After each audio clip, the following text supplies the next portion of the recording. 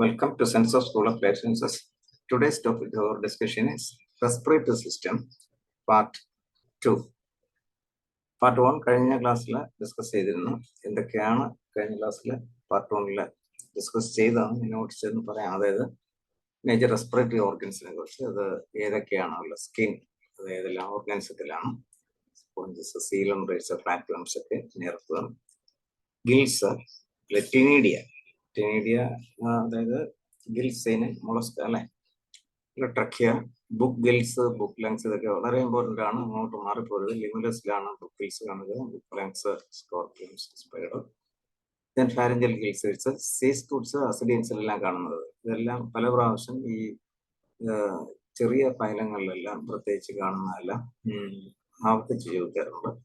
അതുപോലെ Balanoglossus, ഹെമിക്കോഡക്സില്, amphioxus, ആൻജിയോസ്റ്റോമ, അതിലെല്ലാം body സർഫേസിന്റെ gill slits or ഗിൽബാർഡ്സ് ആണ്. അത് ലങ്സ്, ഇതൊക്കെ. പിന്നെ അടുത്ത് നമ്മൾ കഴിഞ്ഞ പാർട്ട് ഫസ്റ്റിൽ പഠിച്ചത് ഹ്യൂമൻ റെസ്പിറേറ്ററി സിസ്റ്റത്തെ കുറിച്ച്, ഓർഗൻസ്.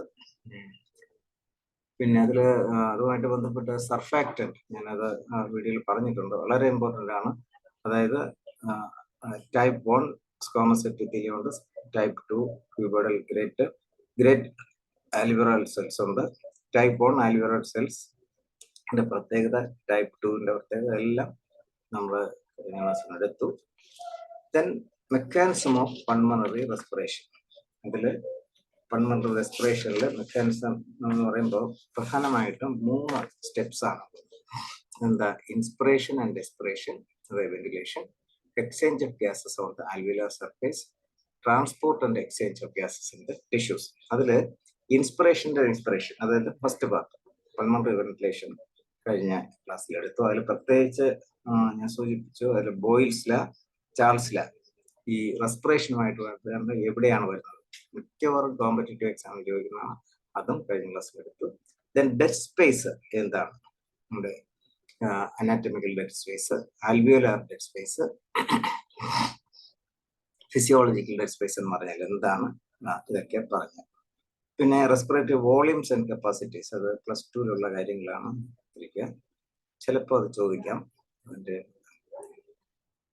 കപ്പാസിറ്റി എന്താണ്, ഇതൊക്കെ. അപ്പൊ ഇന്ന് നമ്മളിപ്പോ ഈ സെക്കൻഡ് പാർട്ടിൽ എടുക്കാനായിട്ട് പോകുന്നത് എക്സ്ചേഞ്ച് ഓഫ് ഗ്യാസസ്. തുടങ്ങാം. അതായത് മെക്കാനിസം ഓഫ് പൾമണറി റെസ്പിറേഷനിൽ ഞാൻ പറഞ്ഞു 3 സ്റ്റെപ്സ് ഉണ്ട്. എന്തൊക്കെയാണ്? വെന്റിലേഷൻ, അതായത് ഇൻസ്പിറേഷൻ, എക്സ്പിറേഷൻ, അത് നമ്മൾ എത്തി കഴിഞ്ഞു. ഇതില് എക്സ്ചേഞ്ച് ഓഫ് ഗ്യാസസ്, അത് സെക്കൻഡ് പാർട്ടാണ്. പിന്നെ 3ാമത്തെ part transport and exchange of gases. Exchange of gases അല്ല, the inspired air ultimately reaches the alveoli of the lung, which in turn receives the blood supply of the pulmonary circulation. At this phase, oxygen of the inspired air is taken in the blood, by the blood, and the carbon dioxide is released into the alveoli for expiration. These respiratory gases move freely by the process of diffusion. In a diagram കാണിച്ച് മനസ്സിലാക്കാം. Inside the alveoli, നോക്കിയാൽ എൻ്റെ പ്രത്യേകത, in the alveoli, the inspired air remains in a very close contact with the blood. അല്ലേ? ഇവിടെ ഇതാണല്ലോ blood capillary, it is seen in association with the alveolus. The diffusion membrane is made up of 3 major layers. എന്തൊക്കെയാണ്? 3 പ്രധാന വളരെ തിന്നായിട്ടുള്ള layer. The thin squamous epithelium of alveoli, ആൽവിയോലയുടെ squamous epithelium. പിന്നെ endothelium of alveolar epithelium. Alveolar ഞാൻ diagrammatic ആയിട്ട് കാണിച്ചിട്ടുണ്ട്, simple diagram. 2 എപ്പിത്തീലിയാണെന്ന് മനസ്സിലാക്കുക. എപ്പിത്തീലിയൽ ടിഷ്യൂവിന് എന്താണ് ബേസ്മെന്റ് മെമ്പറൈൻ ഉണ്ടെന്നുള്ളത് നമ്മൾ പഠിച്ചിട്ടുണ്ടല്ലോ. അപ്പോൾ ഇത് നമ്മൾ പഠിക്കുമ്പോൾ ഒരു കാര്യം ഓർക്കുക, അൾട്രാഫിൽട്രേഷൻ ഓഫ് ഗ്ലോമറുലാർ ഫിൽട്രേഷൻ ഓർക്കുക. അവിടെ membrane separating the glomerulus and the capsular space is very thin, അല്ലേ? അവിടെ ഏതെല്ലാം മെമ്പറൈൻ ആണ് അവിടെ വല്ല സെപ്പറേറ്റ് ചെയ്യുന്നതെന്ന് കൂടെ ഓർത്തിരിക്കുക. ഇതുപോലെയാണ് അവിടെ എപ്പിത്തീലിയമാണ്. അപ്പൊ എപ്പിത്തീലിയത്തിനപ്പോൾ ബേസ്മെന്റ് മെമ്പറൈൻ കാണും. ഇവിടെ ബേസ്മെന്റ് മെമ്പറൈൻ രണ്ടിന്റെയും ഇവിടെ ഇടയ്ക്കാണ്. അപ്പോൾ ഒന്നുകൂടെ എന്തെല്ലാമാണ് ഇവിടെ കാണുന്ന മെമ്പറൈൻ പിന്നെ തിന്നായിരിക്കണം, അതാണ് epithelium. thin squamous epithelium of alveolus, thin squamous epithelium of alveoli, endothelium, അതായത് epithelium of alveolar capillaries, ഇനി രണ്ടിന്റെയും basement membrane in between. Okay, ഇതും ചോദിച്ചിട്ടുണ്ട് ചിലപ്പോൾ. പക്ഷെ ഇത്രയും ഈ ലെയർ ഉണ്ടെങ്കിലും വളരെ തിന്നാണെന്ന് മനസ്സിലാക്കുക. അതിന്റെ ടോട്ടൽ തിക്നെസ് എന്ന് പറയുമ്പോൾ മറ്റ് less than A millimetre. Okay, ഇനി pressure contributed by an individual gas in a mixture of gas is called partial pressure, really, and is represented as PO2 for oxygen and PCO2 for carbon dioxide. ഇതൊന്നും മനസ്സിലാക്കിയിരിക്കുക. +2 ലെവലിൽ കൊടുത്തിരിക്കുന്ന കാര്യമാണ്. ഇത് respiratory gas, oxygen, carbon dioxide. ഓക്സിജന്റെ partial pressure atmosphere എയറിൽ ഏതാണ്ട് 159 വരും. ആൽബിയോലസിൽ അത് വരുമ്പോൾ 104 വരും. ബ്ലഡ് ഡീഓക്സിജനേറ്റഡ് ബ്ലഡിൽ 40 ആണ് ഓക്സിജന്റെ ബ്ലഡ്. അത് ഓക്സിജനേറ്റഡ് ബ്ലഡിൽ 95 ആണ്. ടിഷ്യൂസ് ലെവലിൽ അത് 40 ആണ്. കാർബൺ ഡൈ ഓക്സൈഡ് അറ്റ്മോസ്ഫിയർ എയറിൽ വളരെ കുറവാണല്ലോ, 0.3 ആണ്. ആൽബിയോലസിൽ 40 ആണ്. ഡീഓക്സിജനേറ്റഡ് ബ്ലഡിൽ കാർബൺ ഡൈ ഓക്സൈഡിന്റെ പാർഷ്യൽ പ്രഷർ 45 ആണ്. ഓക്സിജനേറ്റഡ് ബ്ലഡിൽ 40 ആണ്. ടിഷ്യൂ ലെവലിൽ 45. ഇതിൽ ഓർക്കേണ്ടത്, ഇത് കാണാതെ പഠിച്ചിരിക്കുക, നമ്മൾ ഈ ലെവലെല്ലാം കൊടുത്തിരിക്കുന്നത് സാധാരണ രീതിയിൽ. ഇപ്പോൾ ഡി ഓക്സിജനേറ്റഡ് ബ്ലഡ് എന്ന് പറയുമ്പോൾ എവിടെയാണ് സിസ്റ്റമിക് വെയിൻ, അതായത് മേജർ സിസ്റ്റമിക് വെയിൻസ് ഉള്ള മേജർ വെയിൻസിൽ ഉള്ള കാര്യമാണ് ഈ കൊടുത്തിരിക്കുക. അതുപോലെ ഇതും എന്താണ് സിസ്റ്റമിക് ആർട്ടറീസ്, ഏറ്റവും മേജർ ആയിട്ടുള്ള ആർട്ടറീസ്. ഇപ്പോ വെയിൻസിൽ ഇമ്പ്യൂർ ബ്ലഡ് ആണെന്നും ഇമ്പ്യൂർ ഡിയോക്സിജനേറ്റഡ് ബ്ലഡ് ആണെന്നും ഓക്സിജനേറ്റഡ് ബ്ലഡ് ആർട്ടറിയിലും ആണെന്നുള്ളത് നമുക്ക് എല്ലാവർക്കും അറിയാവുന്നതാണ്. അപ്പൊ ഇത് തെറ്റിക്കാൻ വേണ്ടി പലതും വേണ്ടി ചോദിക്കും. ഇപ്പൊ പൾമണറി ആർട്ടറി, പൾമണറി വെയിൻ, ഇതൊക്കെ എന്താണ് എക്സെപ്ഷനിലാണല്ലോ, അല്ലെ?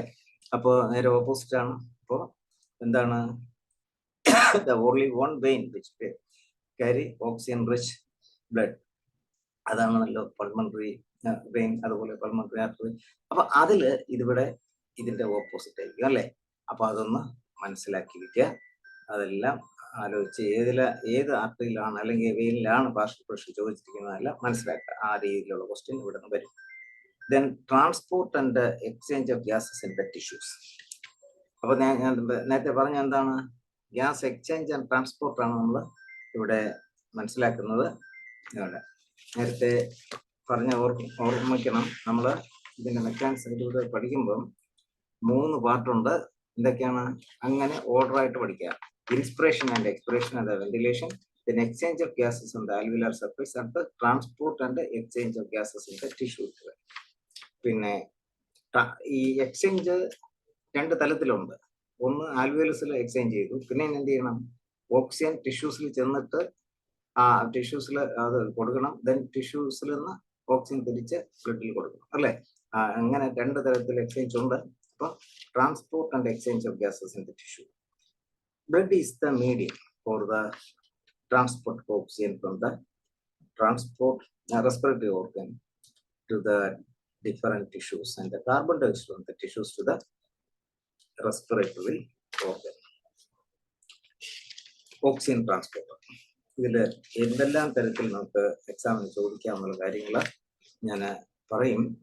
ഓക്സിജൻ ട്രാൻസ്പോർട്ടില് ഏതെല്ലാം തരത്തിലാണ്? പ്രധാനമായിട്ടും 2 തരത്തിലാണ് ഓക്സിജൻ ട്രാൻസ്പോർട്ട് ചെയ്യുന്നത്. ഒന്ന്, ഫിസിക്കൽ സൊല്യൂഷനിൽ കാർബൺ ഡയോക്സൈഡിനെ അപേക്ഷിച്ച് ഓക്സിജൻ സ്ലൈറ്റ്ലി സോളുബിൾ ആണ്. ഏതാണ്ട് 3% of oxygen gets dissolved in the water of plasma and corpuscles and is transported to the blood. എന്നാൽ 97% ഓഫ് ഓക്സിജനും ഏത് രീതിയിലാണ്? In chemical combination with the haemoglobin ആണ്. അപ്പൊ ഇവിടെ oxygen combines loosely with the haemoglobin to form ഓക്സിഹീമോഗ്ലോബിൻ.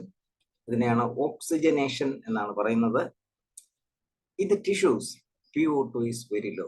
പറഞ്ഞല്ലോ, partial pressure of oxygen ടിഷ്യൂസിൽ കുറവായിരിക്കും. അപ്പൊ the bonds holding oxygen to haemoglobin become unstable. അവിടെ വരുമ്പോൾ ഓക്സിജന്റെ കോൺസെൻട്രേഷൻ കുറവായതുകൊണ്ട് the bond holding oxygen to haemoglobin become unstable. Hence, oxyhemoglobin dissociates. The amount of oxygen that can bind with the hemoglobin is determined by oxygen tension. ഈ partial പ്രഷറിന്റെ അതേ കാര്യം തന്നെയാണ് ഇവിടെ tension എന്ന് പറയുമ്പോൾ partial pressure of gas in A liquid is tension അറിയാമായിരിക്കും. ഇനി അടുത്ത് പറയാൻ വന്ന വളരെ പ്രധാനപ്പെട്ട ഒരു കാര്യമാണ് the sigmoid curve. A sigmoid curve is obtained when percentage saturation hemoglobin oxygen is plotted against the PO2. ഇതിനെയാണ് ഓക്സിജൻ ഹീമോഗ്ലോബിൻ ഡിസോസിയേഷൻ കർവ്. ഞാൻ ഡയഗ്രം കാണിച്ചു പറയാം, നോക്കാം. A sigmoid curve is obtained when percentage saturation of hemoglobin with oxygen is plotted. The percentage saturation of hemoglobin oxygen dissociation curve എന്താണ് വെച്ചാൽ when this curve is obtained when percentage saturation hemoglobin oxygen is plotted against PO2. ഇതെന്താണ് gaseous pressure oxygen, ഇതെന്താ percentage saturation. അപ്പൊ നമുക്ക് ഉണ്ടോ sigmoid curve. ഇനി oxygen hemoglobin dissociation curve is highly useful in studying the effect of factors like PCO2, hydrogen concentration, etc. on binding of oxygen with the hemoglobin. അത് നമുക്ക് ഇങ്ങനെ മനസ്സിലാവുന്ന ചോദിച്ചാൽ ഇവിടെ ഞാൻ രണ്ട് കണ്ടീഷൻസ് പറയാം. ആൽവിയോലസിൽ എന്താണ് കണ്ടീഷൻസ്, ടിഷ്യൂ ലെവലിൽ എന്താണ് condition, very important. In the alveoli where there is high PO2, low PCO2, ലങ്സിൽ അങ്ങനെയാണല്ലോ, ലെസർ ഹൈഡ്രജൻ കോൺസെൻട്രേഷൻ, അതായത് ലോ PCO2 ആണെങ്കിൽ എന്തായിരിക്കും, ലെസർ ഹൈഡ്രജൻ കോൺസെൻട്രേഷനും ആയിരിക്കുമല്ലോ, അറിയാമല്ലോ. കാർബൺ ഡയോക്സൈഡ് ഡിസോസിയേറ്റ് ചെയ്തിട്ട് ഹൈഡ്രജൻ ഉണ്ടാകുമല്ലോ, ആൻഡ് ലോവർ ടെമ്പറേച്ചർ. ഇത്രയും കണ്ടീഷൻസിനാണ് ആൽവിയോലസിൽ.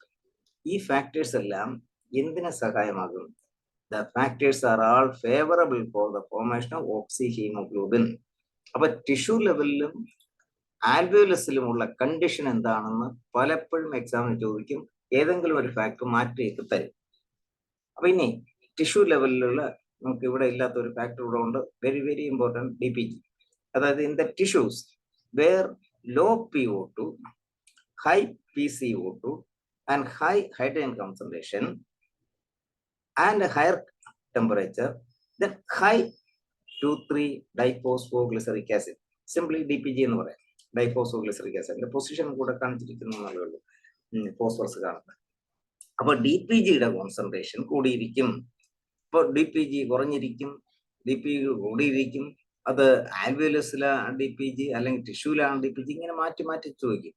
പിന്നെ DPGയുടെ കോൺസെൻട്രേഷൻ കാണുമ്പോൾ അവിടെ എന്താണ് സംഭവിക്കുന്നത് ടിഷ്യൂ ലെവലിൽ നമുക്കറിയാമല്ലോ. ടിഷ്യൂ ലെവൽ എന്താണ്, ഓക്സിജൻ അവിടെ ഓക്സിജൻ ടിഷ്യൂസിന് കൊടുക്കണം, തിരിച്ച് കാർബൺ ഡൈ ഓക്സൈഡ് പിന്നെ ബ്ലഡിലോട്ട് കയറണം, അല്ലെ? അപ്പൊ ഇവിടെ എന്താണ് DPG ചെയ്യുന്നത് നമുക്ക് മനസ്സിലാകണം. അപ്പോൾ ഒന്നും കൂടെ, ആൽവിയോലസിൽ എന്താണ് condition, high PO2, low PCO2, lesser hydrogen concentration and lower temperature. ഇവിടെ ടിഷ്യൂസിൽ നേരെ ഓപ്പോസിറ്റ് അങ്ങനെ എടുത്താൽ മതി. പിന്നെ ഒന്നും കൂടെ മനസ്സിലാക്കുക, എന്താണ് DPG കൂടെ ഉണ്ട്. DPG എന്താണ് ഞാൻ എന്നിങ്ങനെയാണ് പ്രവർത്തിക്കുന്നത് ഞാൻ പറയാം. These conditions are all favorable for what? Dissociation of oxygen from the oxyhemoglobin. So this clearly indicates that oxygen gets bound to hemoglobin in lung surface and gets dissociated to the tissues. Every 100 ml of oxygenated blood can deliver about 5 ml of oxygen to the tissues. And can deliver about 5 ml of oxygen to the tissues under normal physiological condition. DPG അവിടെ ചെയ്യുന്നത്, DPG binds together the two beta subunits of deoxyhemoglobin, but not those of oxyhemoglobin. അപ്പൊ ഇത് so why in the tissue level DPG concentration കൂടുമ്പോൾ dissociation of oxygen from oxyhemoglobin take place? ചോദിക്കാം, എന്താണ് സംഭവിക്കുക? DPG will binds together. നമുക്കറിയാമല്ലോ, ഹീമോഗ്ലോബിനില് രണ്ട് alpha unit, രണ്ട് beta sub units ഉണ്ട്, രണ്ടിനും ഇടയ്ക്കുള്ള ക്രവിസ് ഉണ്ട്. അപ്പൊ അവിടെ DPG binds together the two beta subunits of deoxyhemoglobin. ഓർത്തിരിക്കുക, വെരി വെരി ഇമ്പോർട്ടൻറ്റ്. ദെൻ ഇനി നമുക്ക് ബോർ എഫക്റ്റ്. നമുക്ക് പാർട്ട് 1 ചാൾസ് അതുപോലെ ബോയിൽസില് അതിൻ്റെ എല്ലാം ഇഫക്റ്റ് എന്താണെന്ന് നമ്മൾ പറഞ്ഞു. അതുപോലെ ഇതിലൊക്കെ ഓർക്കേണ്ട കാര്യമാണ് ബോർ എഫക്റ്റ്. അതായത് ഇവിടെ ബോർ എഫക്റ്റ് ഞാനിവിടെ ഡയഗ്രാം കാണിച്ചു. ഇവിടെ നോക്കുക, ഇതെന്താണ്? PO2 in millimeters of mercury. ഇത് പെർസെൻറ്റേജ് സാച്ചുറേഷൻ. ഇവിടെ 1-2 കണ്ടീഷൻസ് കൊടുത്തിരിക്കുക. ബോർ 1905 അദ്ദേഹം ഒരു കാര്യം പറഞ്ഞു. എന്താണ്? Experimentally show that oxygen dissociation curve, ഇതിപ്പോ ഓക്സിജൻ ഡിസോസിയേഷൻ കർവ് ആണല്ലോ കാണിച്ചിരിക്കുന്നത്. It moves to right side. ഇതാ ഇങ്ങനെ കാണുന്നത്. It moves to right side എപ്പോഴാ? With increase in PCO2. ഇവിടെ എന്താണ്? ഇവിടെ ഇങ്ങനെയാണ് സിഗ്മോയ്ഡ് കർവ് കാണുകയാണെങ്കിൽ അത് എത്രയാണ്? PCO2 20 milliliters. ഇവിടെ കുറച്ചുകൂടെ റൈറ്റിലോട്ട് വരുന്നു. എപ്പോഴാ? PCO2 40 milliliters. ഇവിടെ ഇതാ വീണ്ടും താഴോട്ട് വരിക, റൈറ്റ് സൈഡിലോട്ട് വരും, 70 milliliters. അപ്പോൾ ബോർ എഫക്റ്റ് എന്താണെന്ന് മനസ്സിലായി. Increase in carbon dioxide concentration because the movement of sigmoid oxide dissociation curve എങ്ങോട്ടാ? To right side. ഓക്കെ. ഇനി നമുക്ക് മനസ്സിലാക്കേണ്ടത് കാർബൺ ഡൈ ഓക്സൈഡിന്റെ ട്രാൻസ്പോർട്ടാണ്. അപ്പൊ നമ്മള് ഗ്യാസ് ട്രാൻസ്പോർട്ടിൽ ഓക്സിജന്റെ പറഞ്ഞു, ഓക്സിജനിൽ അവിടെ ബോർ എഫക്റ്റിന്റെ കാര്യവും പറഞ്ഞു. Then condition carbon dioxide transport. The blood transports carbon dioxide comparatively easily because of its higher solubility. ഇപ്പോൾ ഓക്സിജനെക്കാളും വാട്ടറിൽ പ്ലാസ്മയിലും ഒക്കെ കൂടുതലായിട്ട് ഇത് ഡിസോൾവ് ചെയ്യാം. അങ്ങനെ 100 ml of blood receives about 3.7 ml of carbon dioxide. Carbon dioxide produced in the tissues is transported to lung in 3 ways. ഇതൊക്കെയാണ്. ഒന്ന്, as carbonic acid. അങ്ങനെ 5 to 7% of carbon dioxide reversibly combines with the plasma to form carbonic acid. On reaching the lungs, carbonic acid dissociates and releases carbon dioxide. Equation കൊടുത്തിട്ടുണ്ട്, മനസ്സിലാക്കുക. In the form of carbaminohemoglobin. നമ്മൾ മറ്റിടത്ത് ഓക്സി haemoglobin പറഞ്ഞു, ഇതാണ് കാർബാമിനോഹീമോ. അതിങ്ങനെ about 23% carbon dioxide transported in this way. Carbon dioxide enters the RBC and reversibly combines with the amino group of hemoglobin and forms carbaminohemoglobin. On reaching the lungs, it dissociates, releasing carbon dioxide. ഇനി ഏറ്റവും കൂടുതലും carbon dioxide transport ചെയ്യുന്നത് bicarbonate രൂപത്തിലാണ്. അവിടെയാണ് hamburger ഫിനോമിനൊക്കെ വരുന്നത്. അതൊന്ന് ശ്രദ്ധിക്കുക. അപ്പൊ ഇനി എത്ര? 70% വരെ ഉണ്ട്. About 70% of carbon dioxide transported in this way. Carbon dioxide diffuses into the RBC and combines with water to form carbonic acid in the presence of an enzyme, carbonic anhydrase. And carbon dioxide, water, carbonic anhydrase. അങ്ങനെ എന്ത് കിട്ടുന്നുണ്ട്? Carbonic acid. പിന്നെ അത് വീണ്ടും split ചെയ്തിട്ട് എന്താകും?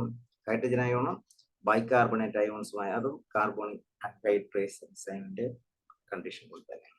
അപ്പൊ carbon dye oxide കൂടുമ്പം അവിടെ ബൈകാർബണേറ്റ് പിന്നെ ഹൈഡ്രജനും ആകും. അതുകൊണ്ടാണ് കാർബൺ ഡൈ ഓക്സൈഡ് കോൺസെൻട്രേഷൻ അവിടെ കൂടുമ്പോൾ ഹൈഡ്രജൻ അയോൺ കോൺസെൻട്രേഷൻ കൂടുന്നു എന്ന് പറയുന്നു. ഇനി ഞാൻ ആ ഡയഗ്രാം കാണിച്ചെന്ന് പറയാൻ നോക്കാം. ഇവിടെ ഇതെന്താണ് കൊടുത്തത്? എരിത്രോസൈറ്റ് RBC ആണ്. ഇവിടെ കാർബൺ ഡൈ ഓക്സൈഡ് അകത്ത് കയറുന്നു, കാർബോണിക് ആൻഹൈഡ്രേസ് അതിന്റെ സഹായത്താൽ കാർബോണിക് ആസിഡ് ഉണ്ടാകുന്നു. ഇവിടെ ഹാംബർഗർ ഫിനോമിന എല്ലാം ശരിക്കും ഒന്ന് മനസ്സിലാക്കിക്കൊള്ളണം. ഇവിടെ നമുക്ക് +2 പഠിക്കുന്നതാണ്, പിന്നെ മറന്നിരിക്കുന്നു, മനസ്സിലാക്കുക. ഇവിടെ ഡിസോസിയേറ്റ് ചെയ്ത് കാർബോണിക് ആസിഡ് എന്തൊക്കെയായി? ഹൈഡ്രജനും ബൈകാർബണേറ്റുമായി. ഈ ഹൈഡ്രജൻ ഹീമോഗ്ലോബിനുമായി ചേർന്നിട്ട് അത് ഓക്സി ഹീമോഗ്ലോബിൻ ആകും. ബൈകാർബണേറ്റ് അയോൺ പുറത്തു പോകും. അതിനെ ബാലൻസ് ചെയ്യാനായിട്ട് ക്ലോറൈഡ് അയോൺ അകത്ത് കയറും. ഇത് കണ്ടുപിടിച്ചത് ഹാംബർഗർ ആണ്. അതുകൊണ്ട് ഇതിനെ ഹാംബർഗർ ഫിനോമിനൻ എന്ന് പറയും. ക്ലോറൈഡിന്റെ ഷിഫ്റ്റ് വരുന്നതുകൊണ്ട് ക്ലോറൈഡ് ഷിഫ്റ്റ് എന്നും പറയും. വളരെ ഇമ്പോർട്ടൻ്റ് ആണ്, ഓർത്തിരിക്കുക. ഇനി നമുക്ക് ഒരു പ്രധാനപ്പെട്ട കാര്യം കൂടെ പറഞ്ഞതിന് ശേഷം നമുക്ക് കുറച്ച് ക്വസ്റ്റ്യൻ ചെയ്യാം. the high altitude problem. It's very, very important. ഇത് ഹൈ ആൾട്ടിറ്റ്യൂഡിൽ പോകുമ്പോൾ എന്തൊക്കെയാണ് നമുക്ക് അക്ലിമറ്റൈസേഷൻ വരുന്നത്, ഇങ്ങനെ 2-3 കാര്യങ്ങളുള്ള ഒന്ന് അതുകൂടെ ശ്രദ്ധിക്കുക.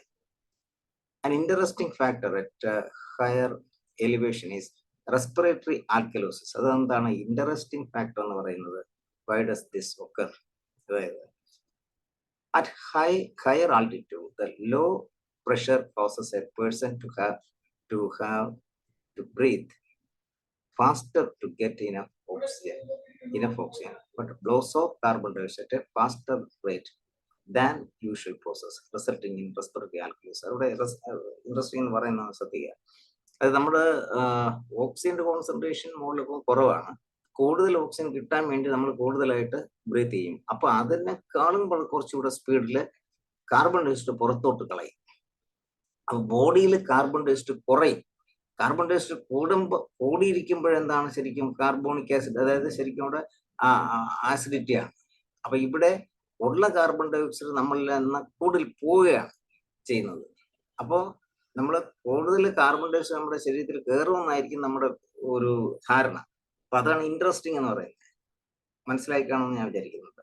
അപ്പൊ റെസ്പിറേറ്ററി ആൽക്കലോസിസ് മിക്കവാറും പല എക്സാമിനും ഇത് ചോദിക്കുന്നുണ്ട്, മനസ്സിലാക്കുക. ഇത് മാത്രമല്ല, ഇനി 2-3 കാര്യങ്ങൾ ഞാൻ പറയുന്നുണ്ട്, അതും എക്സാമിന് ചോദിക്കുന്ന കാര്യങ്ങളാണ്. അപ്പൊ ഇത് മനസ്സിലാക്കുക. Then many individuals, when they first arrive at a high altitude, develop transient mountain sickness. This syndrome develops 8 to 24 hours after arrival at altitude. And last ഏതാണ്ട് 4 to 8 days വരെ ഇതാണ്. It is characterized by headache, irritability, insomnia, breathlessness, nausea, vomiting വരെ. പക്ഷെ അതിനുശേഷം എന്താ അവിടെ തന്നെ acclimatisation വരും. അതുകൂടെ മനസ്സിലാക്കുക. The body compensates low oxygen availability by increasing the red blood cell production, decreasing the binding capacity of hemoglobin, and by increasing breathing rate. എന്തൊക്കെയാണെന്നൂടെ? Increasing red blood cell production, RBC production കൂടും. Decreasing the binding capacity of hemoglobin, അതും ഓർത്തിരിക്കുക. പലരും വിചാരിക്കും ഉള്ള ഹീമോഗ്ലോബിനില് പിന്നെ ഉള്ള oxygen എത്രയും, അവിടെ ഓക്സിജൻ കുറവാണല്ലോ മുകളിൽ, അപ്പൊ ഉള്ള ഓക്സിജൻ എത്രയും ഹീമോഗ്ലോബിനിൽ കൂടുതൽ ബൈൻഡ് ചെയ്യുന്നു വിചാരിക്കും. അങ്ങനെയല്ല. Decreasing the binding capacity of haemoglobin and by increasing breathing rate. Then the respiratory alkalosis produced by the hyperventilation. ഒരു കണക്കിന് ഒരു ഹൈപ്പർ വെന്റിലേഷൻ അല്ലേ വരുന്നത്. എങ്ങനെയാ? ശ്വാസം കൂടുതൽ എടുക്കുക, പെട്ടെന്ന് വിടുക, hyperventilation. The oxygen haemoglobin dissociation curve move to left. ഓർത്തിരിക്കുക. ഇവിടെയും ഒരു തെറ്റിദ്ധാരണ ഉണ്ട് പലർക്കും, ഇത് പഠിക്കാത്തവർക്ക്. എന്താണ്? കാർബൺ ഡയോക്സൈഡ് മുകളിലോട്ട് പോകുമ്പോൾ ഓക്സിജൻ കുറവ്, അപ്പൊ കാർബൺ ഡയോക്സൈഡ് കൂടുതലല്ലേ, അങ്ങനെ ഓക്സിജൻ ഡിസോസിയേഷൻ കർവ് വലത്തോട്ട് പോവില്ലേ എന്ന് വിചാരിക്കും. ഇതങ്ങനെയല്ല. റെസ്പിറേറ്ററി ആൽക്കലോസിസ് ഉണ്ട് തന്നെയല്ല, but there is a concomitant increase in the red blood cell in the 2,3 DPG, which it tends to decrease the oxygen affinity. അപ്പൊ ഓക്സിജൻ അഫിനിറ്റി കുറയുമല്ലോ. നമ്മൾ നേരത്തെ പറഞ്ഞു DPG ടിഷ്യൂ ലെവലിൽ കൂടുതലാണ്. അപ്പൊ ഇവിടെ ഈ ഹൈ ആൾട്ടിറ്റ്യൂഡിൽ അക്ലിമറ്റൈസേഷൻ സംഭവിക്കാൻ എന്താ നടക്കുന്നത്? അവിടെ there is increase in red blood cell DPG. അപ്പോ DPG അവിടെ കൂടും, which tends to decrease oxygen affinity. ഇത്രയും മനസ്സിലാക്കുക. അത് അനലിറ്റിക്കൽ ക്വസ്റ്റൻ ആയിട്ടൊക്കെ തരും. അപ്പൊ നമ്മൾ കണ്ടീഷൻസ് എത്രയാണെന്ന് മനസ്സിലാക്കുന്നത്. ഇനി മറ്റൊരു കാര്യം, ഇതിലുള്ള എല്ലാ പോയിന്റും ഇമ്പോർട്ടൻ്റ് ആണ്. Erythropoietin secretion increases promptly on ascent to high altitude and then falls somewhat over the following 4 days as the ventilatory response increases and the arterial PO2 rises.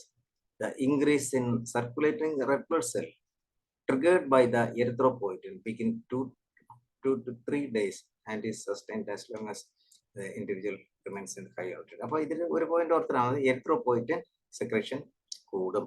ചിലർക്കെല്ലാം condition തന്നിട്ട് കൂടും കുറയും ഇങ്ങനെയെല്ലാം തരും, കാണാതെ മനസ്സിലാക്കിയിരിക്കുക. Then one more thing, there are also compensatory changes in the tissue. എന്താണ്? Mitochondria, which are the site of oxidative reaction, increase in number because oxidative reaction അവിടെയല്ലേ നടക്കുന്നത്, അപ്പൊ അത് കൂടണം. And there is an increase in myoglobin that facilitates the movement of oxygen in the tissue. there is also an increase in the cytochrome oxidase. Make it by heart. Then, which are questions to the chain. Given below are four matching of an animal and it's a kind of respirator. This first part question ആണ്. ഞാൻ എന്നാലും answer മാത്രം പറഞ്ഞു പോവാം. ഇത് 2 ആണ്. അത് answer what first ഞാൻ എക്സ്പ്ലനേഷൻ പറഞ്ഞിട്ടുണ്ട്. ഇപ്പൊ ഇവിടെ 2 ആണ്. അത് എ എന്താണ് ഓരോന്നും മാച്ച് ചെയ്യുന്നത് നമ്മുടെ ഫസ്റ്റ് കണ്ടവർക്ക് എല്ലാവർക്കും നന്നായിട്ട് അറിയാം, ഒന്ന് മനസ്സിലാക്കിയിരിക്കുക.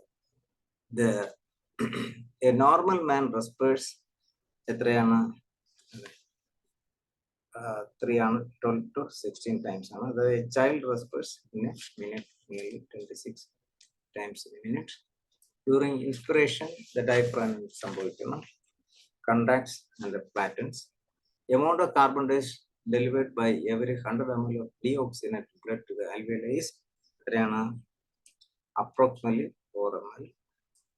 Every 100 ml of oxygenated blood can deliver around 5 ml of oxygen to the tissues under normal physiological conditions. രണ്ടും മനസ്സിലാക്കുക. മറ്റേത് 4 ആണ്. അതുപോലെ lung surfactant is produced by first video കണ്ടാൽ അറിയാം the type 2 alveolar cells ആണ്. ഇപ്പൊ type 1 ഫംഗ്ഷൻ എന്താണ് നമ്മൾ പഠിച്ചു. Then picture the following statement is false.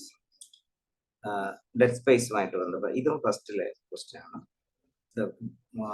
Third ആണ് answer. The volume of physiological dead space is always same as that of the anatomical dead space. ഈ always എന്നുള്ളതാണ് അവിടെ തെറ്റ് വരുന്നത്. പലരും ചിലപ്പോൾ ആൻസർ അത് ശരിയാണെന്ന് വിചാരിക്കും, പക്ഷെ അതല്ല, ഇവിടെ ഫാൾസ് ആയിട്ടുള്ളതാണ്. അതായത് നോട്ട് ആൾവേസ്. എന്തുകൊണ്ടാണ് ആൾവേസ് എന്ന് അറിയില്ല എന്നുള്ളത് വീഡിയോ കാണും. Then ഇനി ബോർ എഫക്ട് നമ്മളൊന്ന് പഠിച്ചല്ലോ. The Bohr effect is that hemoglobin unloads more oxygen at a low pH that at high pH. That than at high pH. The Bohr effect is and the hemoglobin unload more oxygen at a low pH than at high pH. But the Bohr effect describes the effect of pH, not temperature. അല്ലേ? അപ്പൊ ഇവിടെ ഒന്ന് തന്നെയാണ്.